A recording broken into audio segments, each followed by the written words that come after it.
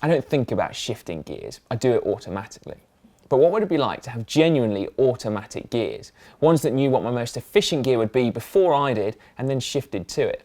Changing gears based on evidence and data as opposed to emotion or just laziness.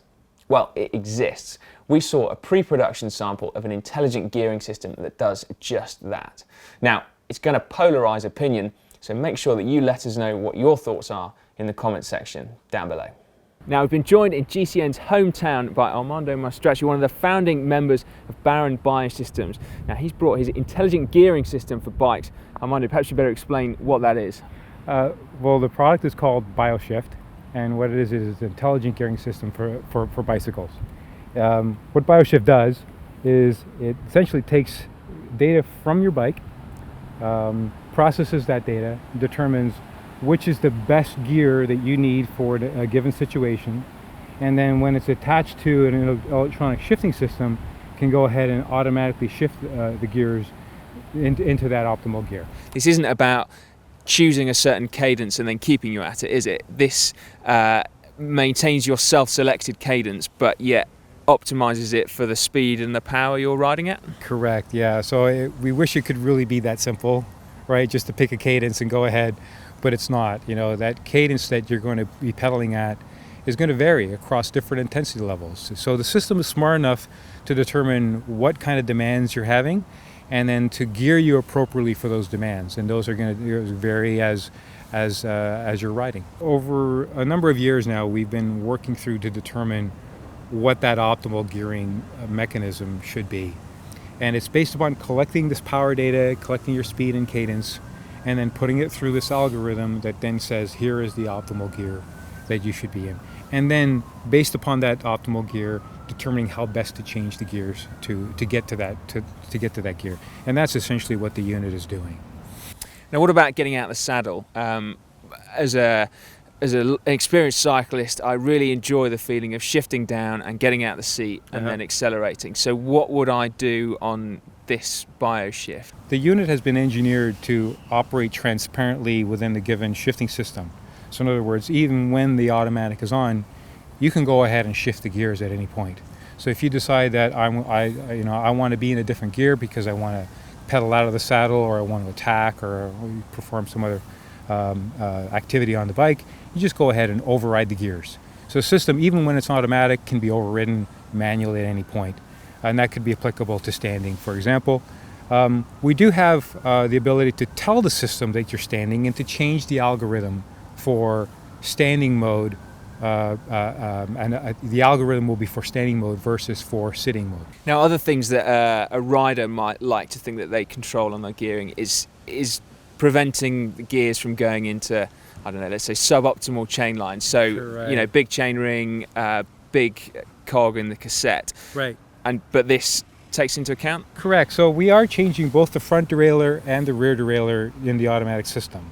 And we'll make intelligent choices on which gears are appropriate. So we tend to avoid the big chain rig, big cog, small ring, small cog, because those are going to create very inefficient transmissions, right, on the bicycle. So we'll avoid those in terms of when we change the front derailleur.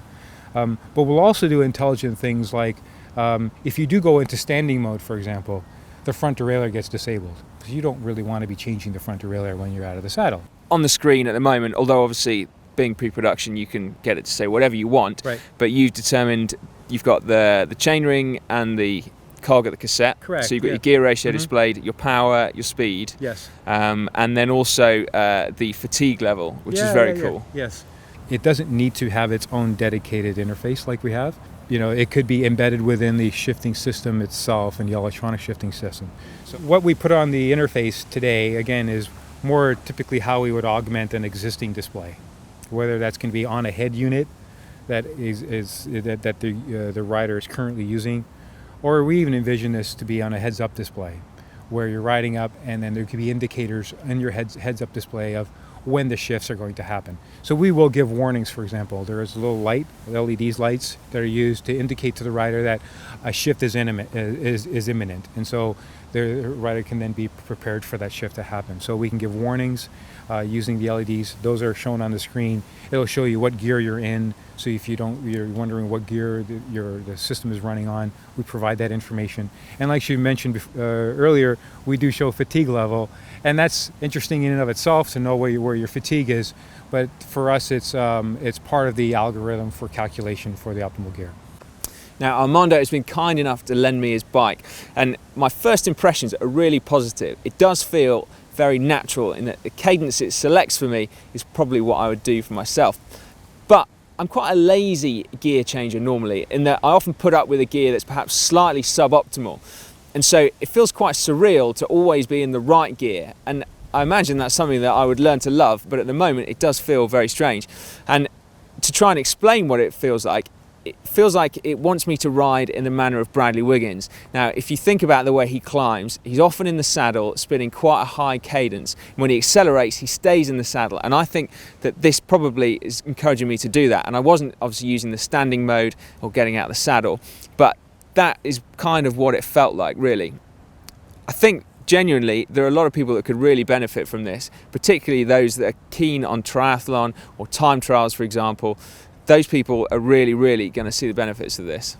Now, it has to be said that obviously you need a power meter and you need Di2 as prerequisites for this system to work. So initially, at least, it's going to be high end when it reaches the market.